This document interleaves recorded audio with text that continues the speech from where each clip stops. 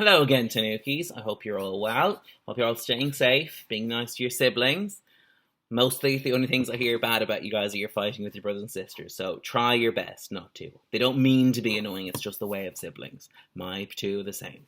Right, we're going to go on to chapter 5 today, which is exciting plans. So Jack just saw two men sneaking about at night when he was out looking for his badge. We're about to find out a bit more. Chapter 5, exciting plans. Next morning, Janet went down to the shed by herself. Peter was brushing Scamper. He was well and truly brushed every single morning, so it was no wonder that his coat shone so beautifully. Just open the shed and give it an airing, ordered Peter. We shan't be using it today. Great word there, shan't. Love it. There won't be any meeting yet. Janet skipped down the path, humming. She took the key from its hiding place, a little ledge beneath the roof of the shed, and slipped it into the lock. She opened the door. The shed smelled rather stuffy. She left the door open and went to open the little window too. When she turned around, she saw Jack's note on the floor. At first, she thought it was an old piece of waste paper, and she picked it up and crumpled it, meaning to throw it away. Then she caught sight of a word on the outside of the folded paper. Urgent! Very important indeed! It's all capital letters, hence the voice. She was astonished. She opened the paper out and glanced down at it. Her mouth fell open in amazement.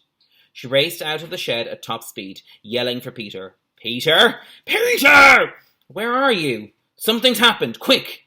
Her mother heard her and called to her. Janet, what's the matter, dear? What's happened?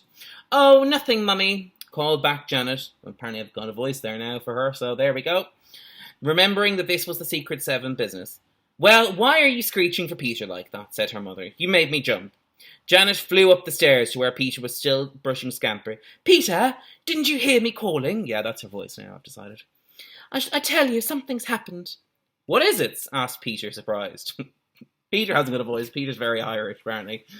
Look, I found this piece of paper when I went to the shed this morning, said Janet, and she gave him Jack's note. It's marked urgent, very important indeed. She's gotten posher as well, this voice. Look what it says inside. Peter read out loud what Jack had written. Peter, call a meeting of the Secret 7 at once. Very important mystery to solve. It happened to me last night at about 9:30. Get the others here at 10 if you can. I'll be there. Jack. What on earth does he mean? Said Peter in wonder. Something must have happened to him last night. Well, why is it such a mystery then? I expect he's exaggerating. He's not. I'm sure he's not, cried Janet, dancing from one foot to the other in her excitement. Jack doesn't exaggerate, you know. Oh, Jack doesn't exaggerate, you know. He doesn't. Shall I go and tell the others to come at 10 if they can? Peter, it's exciting. It's a mystery. You wait and see what the mystery is before you get all worked up, said Peter, who, however, was beginning to feel rather thrilled himself. I'll go and tell Colin and George. You can tell the girls. Janet sped off in one direction and Peter in another. How lovely to have to call a meeting already, and about something so exciting too. It was about 9:30 when the two came back. Everyone had promised to come. They were all very anxious to know what Jack had to say. Remember your badges, Janet said to the two girls. You won't be admitted to an important meeting like this unless you know the password and have your badges. Everyone turned up early, eager to hear the news. Everyone remembered the password too. Weekdays. And the door was opened and shut. Weekdays. And once more the door was opened and shut. Member after member passed in, wearing the badge and murmuring the password.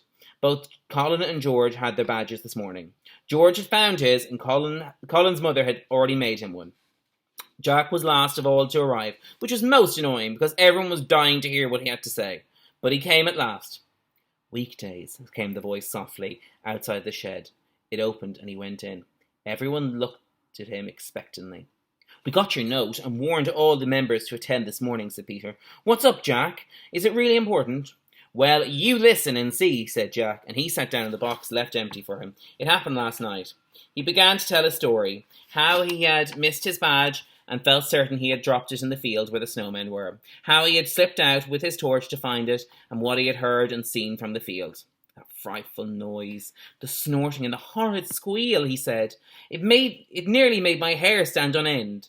Why did all those men come down that lane late at night? It doesn't lead anywhere. It stops a little further on, just by a great holly hedge. And what could that thing be that they were towing behind? Was it a cage or something? Or was it a closed van where somebody was being kept Prisoner, said Barbara, in a half-whisper. It wasn't a cage as far as I could see, said Jack. I couldn't even see windows to it. It was more like a small removal van than anything. But whatever was inside wasn't furniture. I tell you, it snorted and squealed and struggled. Was it a man inside, do you think? Asked Pam, her voice wide with interest and excitement. No, I don't think so. It might have been, of course, said Jack, but a man doesn't snort like that, unless he had a gag over his mouth, perhaps. This was a new thought, and a rather alarming one. Nobody spoke for a minute. Well, said Jack at last, it certainly is something for the Secret Seven to look into. There's no doubt about that. It's all very mysterious indeed. How are we going to tackle it, said George. They all sat and thought. We'd better find out if we can tell anything by the tracks in the snow, said Peter. We'll find out, too, if there are car tracks up the drive to that old house. Yes, and we can ask the old caretaker if he heard anything last night, said Colin. Bags, I don't do that, said Pam at once. I'd hate to have to go and ask him questions. Well, somebody's got to, said George. It might be important. And we might try and find out who owns the old empty house, said Colin.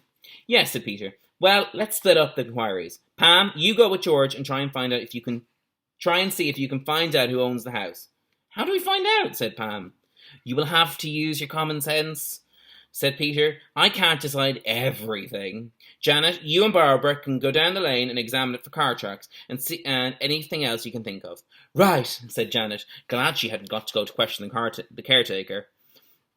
Colin, Jack and I will go into the drive of the old house and see if we can get the caretaker to tell us anything, said Peter, feeling rather important as he made all these arrangements. What's Scamper to do, asked Janet. She keeps forgetting her accent, Janet. He's going to come with us, said Peter, in case the caretaker turns nasty. Old Scamper can turn nasty too if he has to. Oh, yes, that's a good idea, to take care of Scamper. Agreed Jack, relieved at the thought of having the dog with him. Well, shall we set off? Yes. Meet and report here this afternoon, said Peter. You've discovered a most exciting mystery, Jack, and it's up to the Secret Seven to solve it as soon as they can. Ooh, mysterious. Right, chapter 6 is called Finding Out a Few Things, which we will come to tomorrow, which is Wednesday. Yeah, grand. Talk to you guys soon. Bye-bye.